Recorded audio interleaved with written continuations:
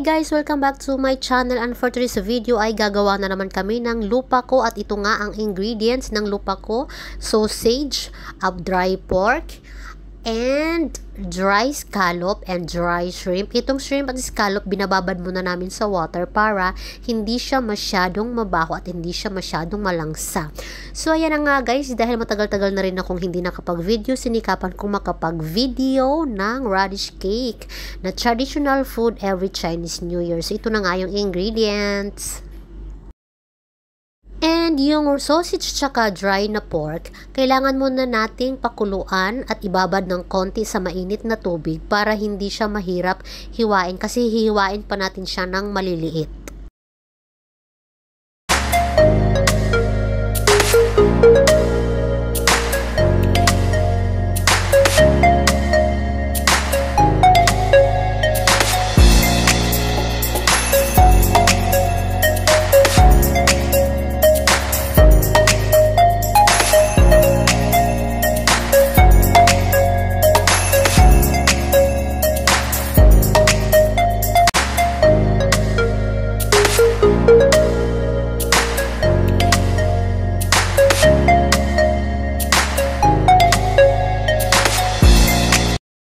After natin hiwain yung sausage tsaka yung dry pork, igisa muna natin siya ng 2 bawang. Kahit hindi na i-slice yung bawang, basta igisa muna natin siya ng konti.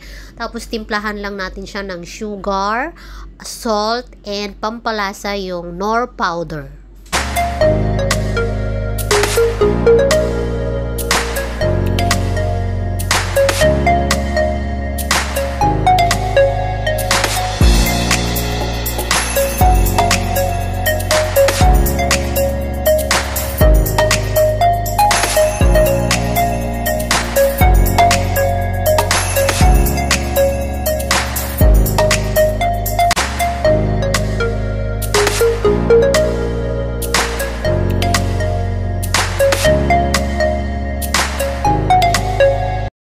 Tapos ihalo na rin natin yung nakababad sa tubig, yung shrimp tsaka scallop. Tapos malambot na rin siya kasi nakababad na siya. Tapos yung scallop, parang pinunit-punit na ng kasama ko para maging maliliit na yung hiwa-hiwa niya. So yun guys, 2 kaming gumagawa ng lupa ko, pero ang nag-a-assist ako sa kasama ko, pero yung kasama ko talaga ang nagtitimpla. So dito naman tayo sa radish, babalatan ko na. So bago ko siya balatan, hiwa muna ako ng isang hiwang luya para ihalo sa my radish. So ayan, babalatan ko na siya. Ganyan lang yung hiwa ng luya. Or kung gusto nyo lang ng malaki pang hiwa, okay lang din. So ayan, babalatan ko na yung radish. Tapos sa radish pala, sa more than 2 kilos pala yung binibili namin. So ino-order pa yan ng amo ko sa suki niya sa palengke. Tapos sa 2 kilo or more than kilo, nakakagawa kami ng 3 tray na radish. So ngayon, for today, ay gagawa kami ng 2 gawaan ng radish. So ano yun, mga 4 kilo yun or more than 4 kilo. So sa 4 kilos na yun ay nakakagawa kami ng 6 na tray. So guys, konting kaalaman, ito palang radish cake na to ay traditional food nila tuwing Chinese New Year. So before mag-Chinese New Year, before 1 month ang Chinese New Year, gumagawa na kami niyan araw-araw. Mag-start pa lang ng, basta pag kunyari yung February yung Chinese New Year. So January pa lang, first week pa lang ng January, nag-start na kaming gumawa para ipamigay lang sa mga friends ng amo ko, kasi yun na yung ano niya, parang yun na yung pinakaregalo niya ba, yung radish cake. Kasi yung radish cake ay isa siya sa pinakasikat na pagkain tuwing Chinese New Year, at isa ito sa pinakamahal daw na pagkain pag Chinese New Year pag ino-order mo daw ito or bibilhin mo to sa mga 5-star hotel and restaurant.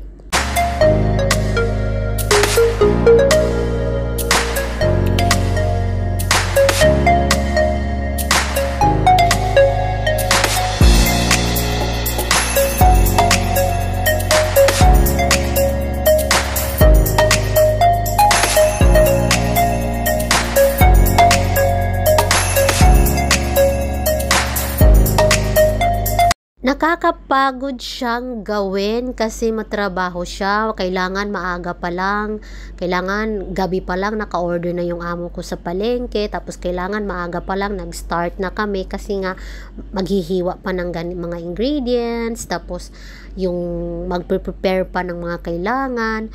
So yun, tulong-tulong kaming dalawa nung kasama ko. So kailangan talaga dalawa kayong gumagawa para madali yung trabaho.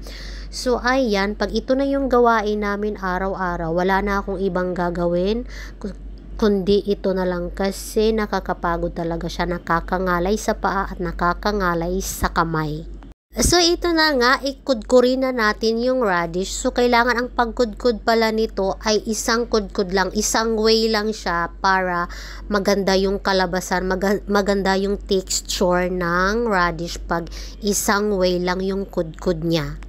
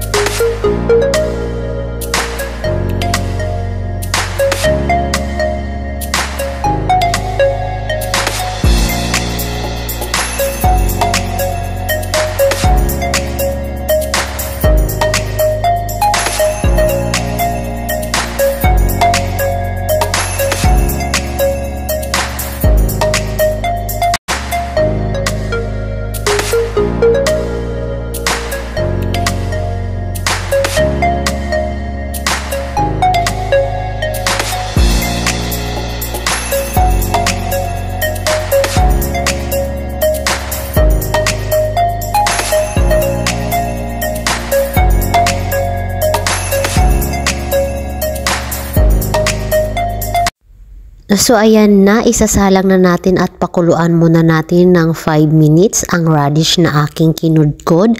Tapos after ng kumulo niyan, ihahalo na natin yung mga ingredients na hiniwa-hiwa natin ng maliliit. Yung dry pork, sausage na dry shrimp and scallop, at paalala lang po, hindi na kailangan maglagay ng tubig kasi yung radish habang hinahalo-halo mo siya, nagpo-produce siya ng tubig kaya hindi na siya kailangan lagyan ng tubig.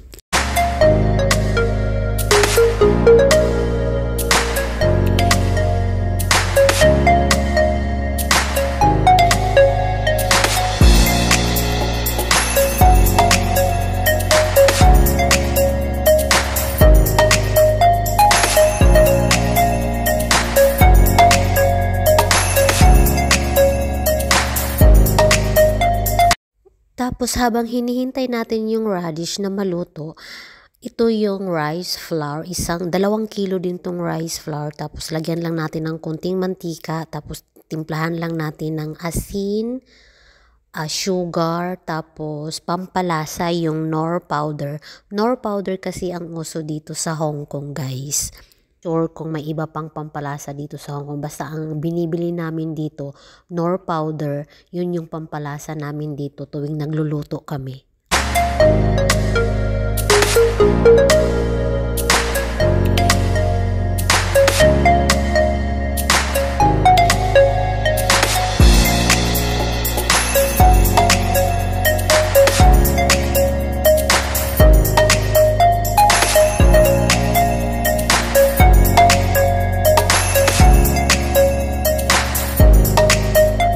So ayan na, hinango na ni ate yung radish na pinakuluan at hinalo na sa may rice flour.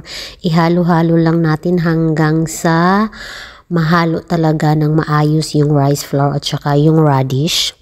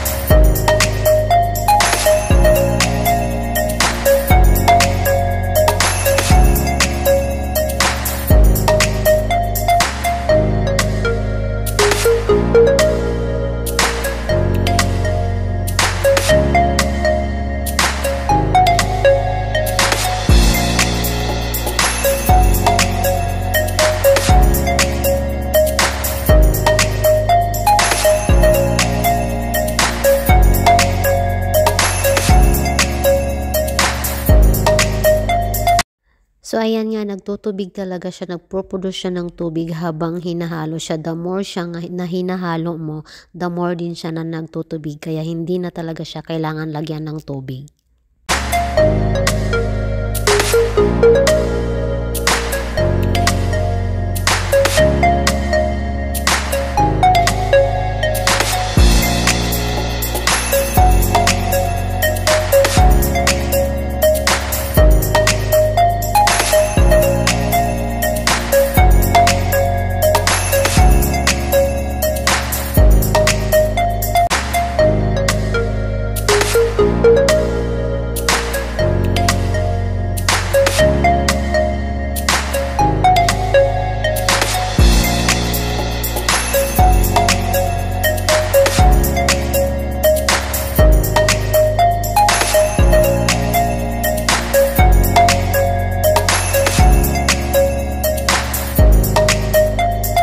Ayan, nilalagay na siya sa may container na tray. Tapos bago pala natin siya ilagay sa may container na tray guys, pahiran muna natin siya ng mantika yung tray para pag steam, hindi siya didikit.